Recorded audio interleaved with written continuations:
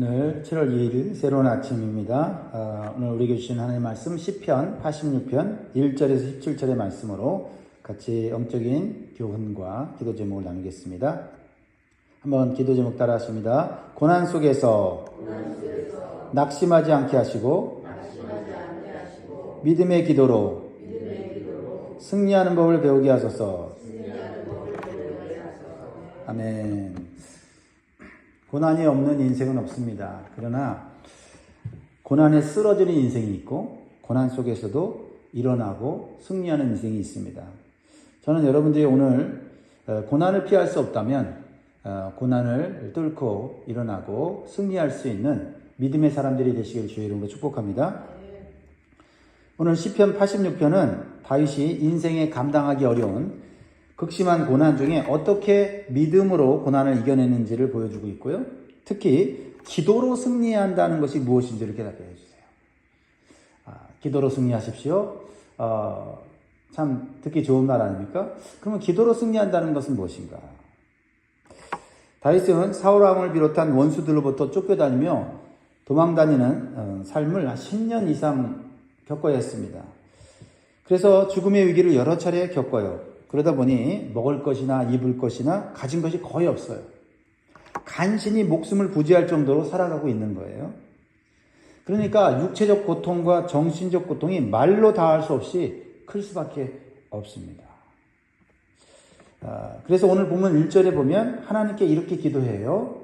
1절 여호와여 나는 가난하고 궁핍하오니 주의 귀를 기울여 내게 응답하소서. 지금 이 시인은 너무나도 힘든 고난 가운데 있다는 사실을 하나님께 솔직하게 고백하고 있습니다. 그런데요, 이 다윗의 기도의 특징이 뭐냐면 원망이 없습니다. 불평이 없어요. 왜냐하면 하나님에 대한 믿음이 있기 때문에 그래요. 가난하고 궁핍하다는 것은 자신의 힘으로는 아무것도 할 수 없다고 하는 것을 솔직하게 고백하는 것뿐만 아니라 겸손한 기도예요. 단순히 자신의 고통스러운 상황을 고백하는 것이 아니라 자신을 돌봐줄 수 있는 분은 오직 하나님밖에 없다는 것을 호소하기 위해서 고백하는 거예요. 하나님, 나는 하나님 없이는 이 상황을 견딜 수 없습니다. 하나님만이 나를 돌봐주실 수 있는 분이고 하나님께서 내 기도에 기울여 응답하시면 이 문제는 해결할 수가 있습니다. 이렇게 확신 가운데 드리는, 믿음의 확신 가운데 드리는 겸손과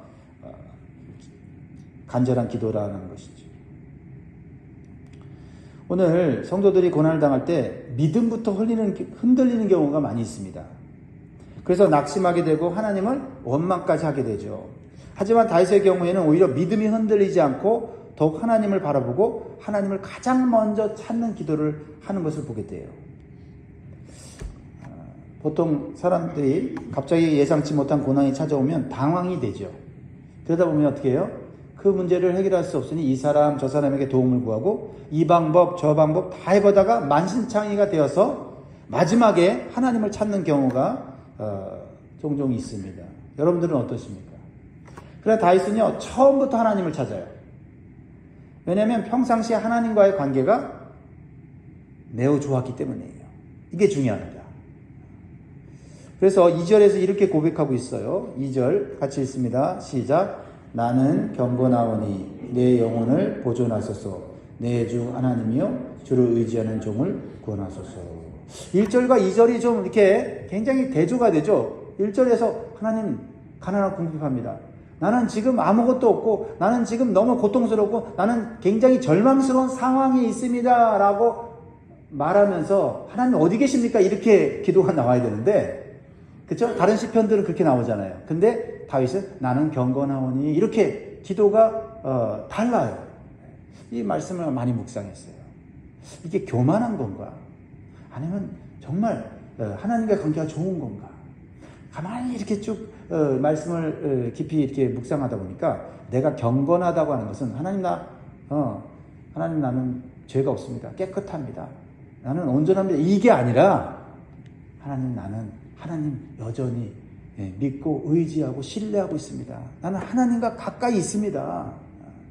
하나님과 나는 떨어질 수 없습니다 라고 하는 경건한 그런 상태, 하나님과 올바른 이 영적인 관계 속에 있다는 것을 표현하는 거예요. 이게. 그러니까 지금 고난 중에 있는데 하나님과의 관계는 그 어느 때보다도 좋은 거죠. 다윗의 일생을 보세요. 다윗이 어려서부터 믿음이 좋았잖아요. 성령 충만했잖아요. 그래서 골리앗을 물맷돌로 이길 수 있는 그런 엄청난 믿음을 가졌잖아요. 청소년임에 불구하고. 그리고 난 이후에 계속 하나님께서 그를 승승장구하게 하지 않습니까? 어딜 가나 하나님이 이 다윗을 승리하게 하셔서 이 사울왕과 그 백성들에게 인정받게 했는데 어느 날 사울왕이 시기하고 질투하는 마음이 들어서 갑자기 다윗을 죽이려고 쫓아다니고 또 사울에게 붙은 자들이 원수가 되어서 다윗을 죽이려고 같이 쫓아다니는 상황 아닙니까? 그러니까 지금 믿음이 떨어지거나 하나님께 죄를 지어서 고난당하는 게 아니고 그 어느 때보다도 믿음이 하나님과 딱 강하게 붙어있는 상태고 하나님과 관계가 무척 좋은 상태인데 예상치 못한 고난을 겪었다. 이럴 때도 있다는 거예요. 그런 고난을 겪을 때 다윗은 하나님에 대한 의심이나 원망이 없는 거죠. 뭐요? 오히려 그럴수록 하나님을 더 붙잡고 하나님을 더 의지하고 하나님을 더 신뢰하는 거죠. 그래서 승리하는 거예요. 승리하는 거예요. 참 이 모습이 저와 여러분의 모습이 되길 원합니다. 그러니까 다윗은 특별한 자신의 어떤 죄 때문에 지금 하나님 주시는 고난이 아니라 악한 자들이 지금 하나님의 뜻을 따르지 않기 때문에 자기가 당하고 있는 고난인 것을 알게 되는 거예요. 그러니까 어떻게 기도해요? 내 영혼을 보존하소서 내 주 하나님이여 주를 의지하는 종을 구원하소서. 의지하는 종을. 나 지금 의지하고 있고 신뢰하고 있습니다. 하나님 나를 구원해 주세요. 고난 중에 하나님을 먼저 찾고 하나님만을 의지하는 경건한 다윗의 모습을 통해서 우리는 평상시에 하나님과 친밀한 관계를 맺는 경건 생활이 얼마나 중요한지를 깨닫게 됩니다. 보통 고난이 왔을 때 보면 성도들이 하나님 관계가 멀어져 있어요. 그리고 세상과 가까이 있고요. 신앙이 좀 나태해져 있어요. 그래서 그 고난을 감당할 믿음이 없고 기도할 영적인 힘이 없어서 낙심하고 주저앉아 있게 되는 거지요. 그러니까 평상시에 운동선수가 꾸준히 비가 오나 눈이 오나 연습을 하다가 경기가 딱 생기면 그 실력을 발휘하듯이 우리도 좀 평안할 때 쉬고 싶고 놀고 싶고 이렇게 하지만 꾸준히 말씀과 기도로 경건 생활을 하다 보면 그럴 때 오는 이 고난은 하나님만을 의지하는 기도로 승리하는 영적인 힘을 발휘할 수 있게 되더라라는 거죠. 그러니까 아침 저녁으로 드리는 이 말씀 기도 생활이 이게 우리에게 엄청난 힘과 능력을 주는 거예요. 그러니까 평상시에 평안할 때 그냥 대충 그냥 형식적으로 신앙생활하다가 고난 맞이하면요 그거 감당 못합니다. 그런데 매일 아침에 기도하고 말씀 묵상하고 하루를 살고 그래도 별 어려움은 없지만 그래도 또 저녁에 또 하룻밤을 마감하면서 또 그쵸? 기도하고 말씀 묵상하고 그러면서 하루를 또 이제 마감하고 지루할 수도 있고 아니면 꼭 이렇게 해야 되나 하는 생각이 들지 모르지만 그게 고난이 왔을 때 똑같은 고난인데 어떤 사람은 픽픽 쓰러지는데 나는 하나님을 더 막 의지하고 하나님 앞에 더 나아가는 어떤 영적인 힘이 나오더라 이 말이죠. 다윗이 그런 모습을 보여주고 있어요. 그러나 고난이라는 건 쉬운 게 아니에요. 고난이라는 거는 육체적으로 정신적으로 지치게 만드는 겁니다. 자, 그러면 다윗은 육체적으로 정신적으로 견딜 수 없는 이 상황에서 어떤 기도로 승리하고 있습니까? 두 번째로 주시는 교훈은 하나님의 성품을 묵상하면서 기도하고 있어요. 그러니까 고난을 묵상한다기보다는 하나님의 성품을 묵상하는 거예요. 자, 3절을 같이 읽습니다. 3절 시작. 주여 내게 은혜를 베푸소서 내가 종일 주께 부르짖나이다. 참 여기서 다윗이 고난 중에 하루 종일 주님께 부르짖는다. 너무 고통스러우니까 부르짖는다라고 말할 수도 있지만 사실 그렇잖아요. 믿음이 없으면요 기도가 안 나와요. 근데 어떻게 하루 종일 주님을 의지하면서 신뢰하면서 이게 끊임없이 쉬지 않고 기도하느냐? 하나님의 성품을 묵상하니까 그 하나님의 성품은 무한하잖아요. 특별히 여기서 은혜를 베푸소서 하나님의 은혜. 자비, 긍휼 이거를 묵상하면서 기도하니까 계속 기도할 수가 있는 것이에요. 우리가 기도하다가 기도를 멈추는 이유 중에 하나는요, 하나님의 성품을 잘 알지 못하기 때문에 그래요. 그래서 고난을 해결해 달라고 막 열심히 기도하다가 고난이 사라지질 않아요. 그럼 뭐가 멈춰요? 기도가 멈추는데, 그러나 다윗은 기도가 멈춰지지 않아요. 왜냐하면 고난의 상황을 보고 하는 기도가 아니라 하나님의 성품을 붙잡고 하는 기도이기 때문에 계속해서 기도하는 거죠. 고난의 상황은 지금 변하지 않는데 하나님의 성품을 묵상하니 하나님의 그 은혜가 얼마나 큰지, 하나님이 얼마나 자비로우신지 긍휼하신지를 하루 종일 묵상하다 보면 하루 종일 기도할 수가 있는 거예요. 할렐루야.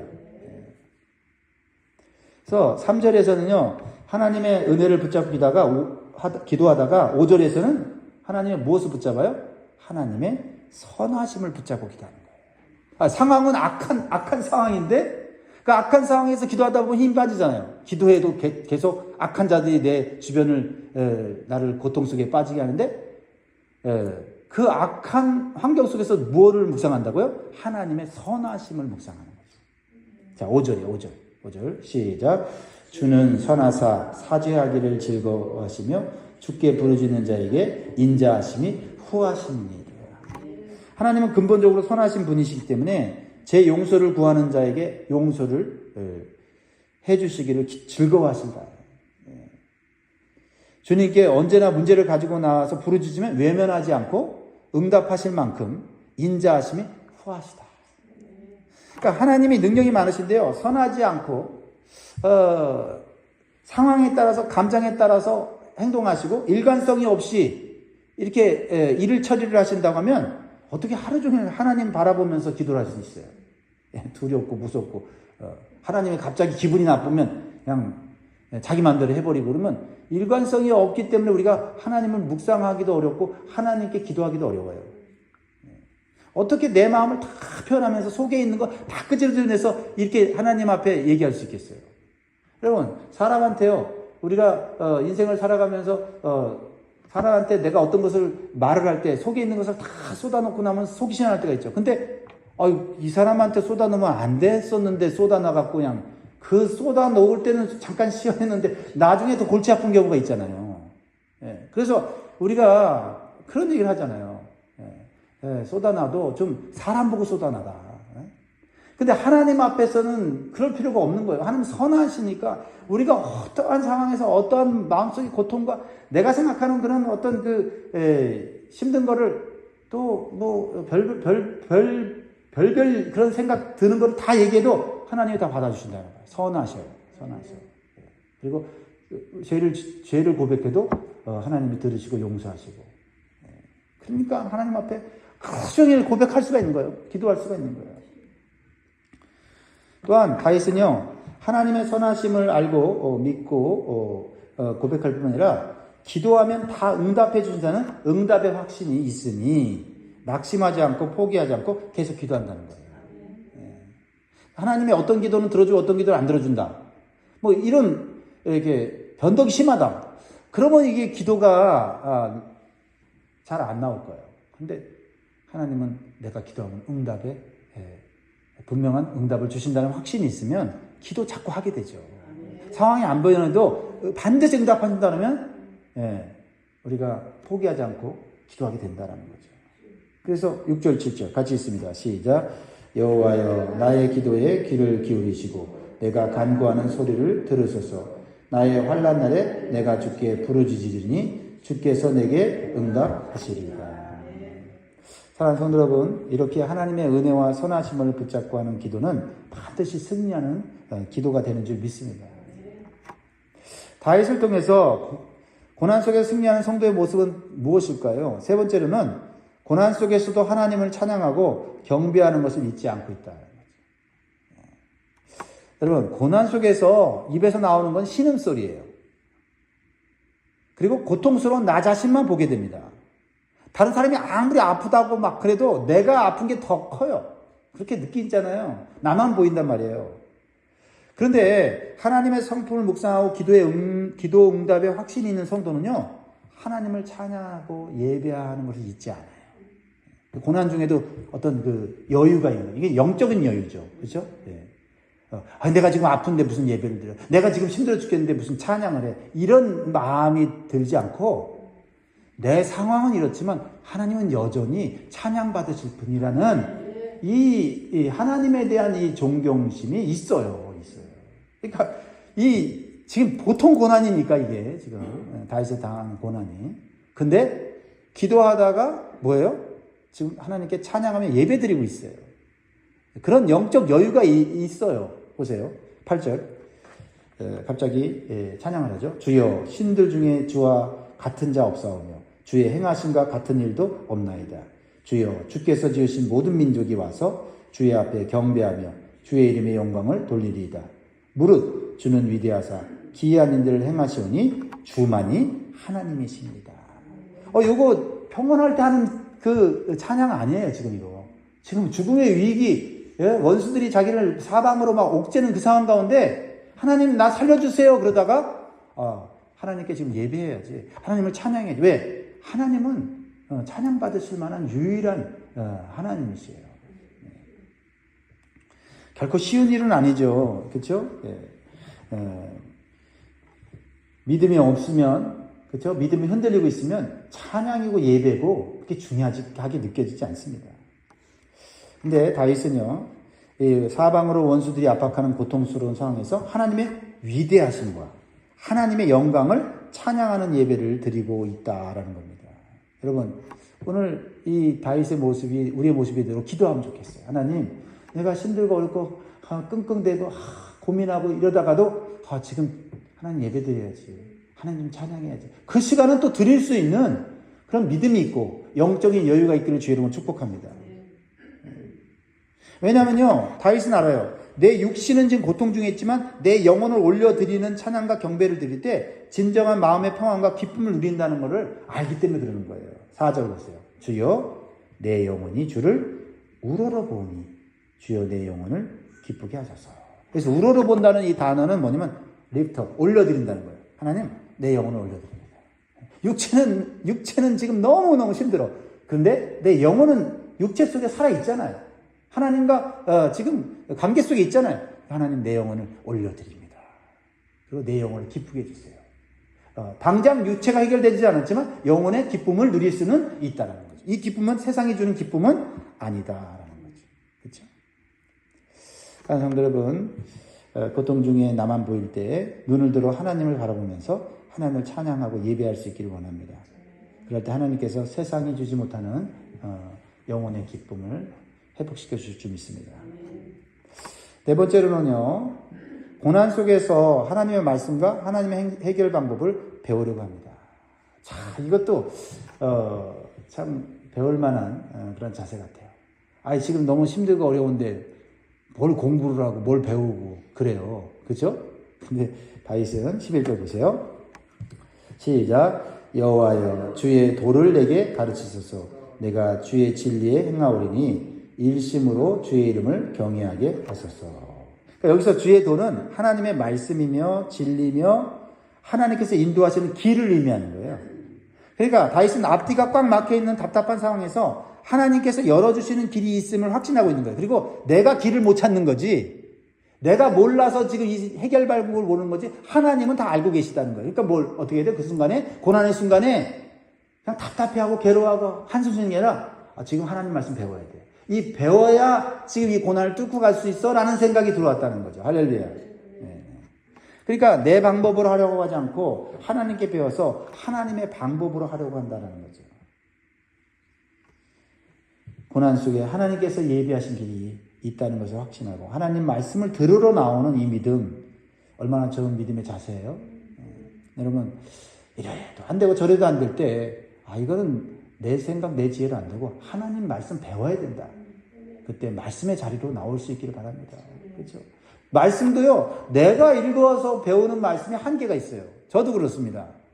저도 말씀을 여러 개 전하지만 이 말씀, 내가 깨닫는 말씀이 이것밖에 안 돼요. 그런데 다른 훌륭한 목사님들의 말씀도 듣고 또 이미 정말 훌륭한 그런 신학자나 그런 위대한 믿음의 사람들이 써놓은 책이나 간증책들을 또 이렇게 읽다 보면 보완되는 게 있단 말이에요. 그래서 배우게 되는 거죠. 그러니까 여러분이 집에서 뭐 묵상하는 거 좋습니다. 그러나 여러분이 묵상하는 게 완벽하지는 않잖아요. 그렇게 또 이렇게 강단에 전해지는 말씀이 보완돼요. 아, 내가 저걸 깨닫지 못했구나. 아, 그래, 저 말씀 갖고 내가 이번 고난을 이겨야 되겠다. 이 문제를 해결해야 되겠다. 이런 생각을 갖게 되는 거 아니에요? 그러니까 다 보완되는 거예요. 다 보완돼. 앞뒤가 막히는 상황에서 내 방법으로 하려고 하지 말고 하나님의 방법을 배우기 위해서 말씀의 자리로 찾아 나오시기를 바랍니다. 그 말씀 속에 우리에게 보여주시는 길, 하나님의 해결 방법을 만나게 될 것입니다. 다섯 번째로 주시는 교훈은 내가 하나님께 속해 있음을 확신하는 기도를 해야 돼요. 16절 우리 같이 읽습니다. 시작.